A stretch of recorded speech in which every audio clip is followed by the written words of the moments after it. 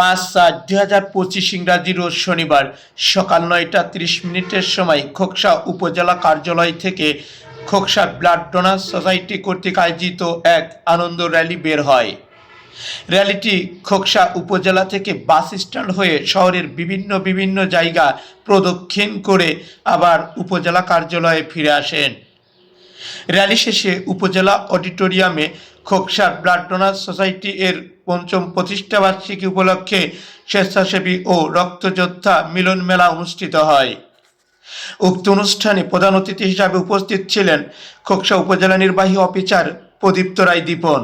আমি একটা জীবন বাঁচালাম, আদতে কতটুকু কি জানি না, তবে নিজের কাছে এটা ফিল করি। তো আমি যখন ইউনিভার্সিটিতে পড়ি, গার্জন হলে মনে আছে যে গার্জন হলে ক্লাস হচ্ছে, একটা ক্লাসের গ্যাপে এরকম ফোন এসছে ঢাকা মেডিকেলে গিয়ে রক্ত দিতে হবে।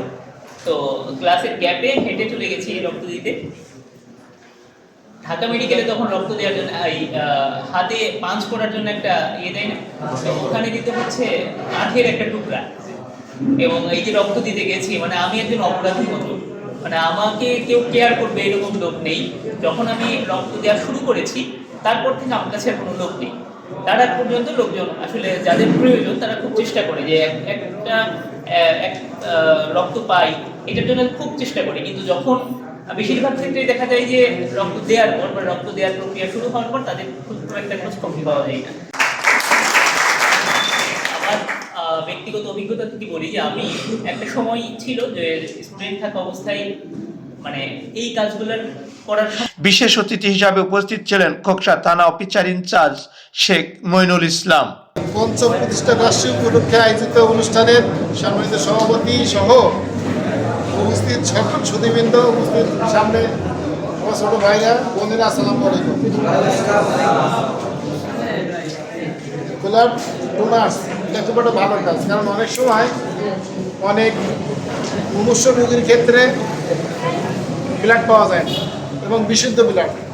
আপনারা যারা এখানে যারা উপস্থিত আছেন সবাই ছাত্র বা কেউ কর্মজীবীর মধ্যে আছেন, কিন্তু আপনারা কেউ নেশার মধ্যে নাই, এটা সবচেয়ে বড় যে আমরা রক্ত দিই।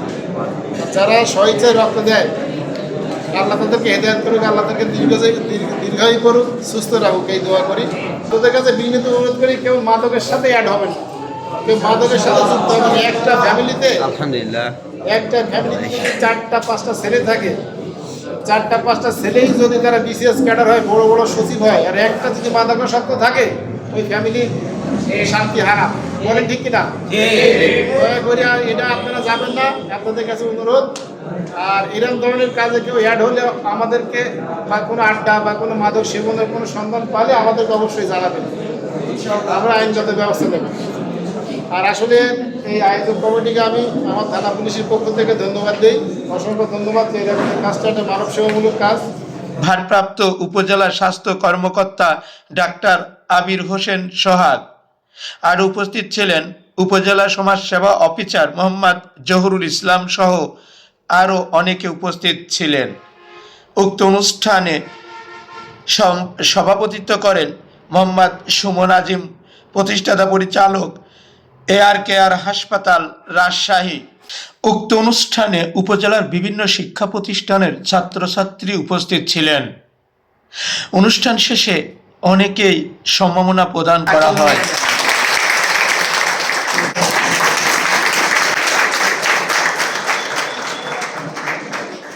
এবং ইলেকট্রিক প্রিন্ট মিডিয়ার সাংবাদিকবৃন্দ উপস্থিত ছিলেন।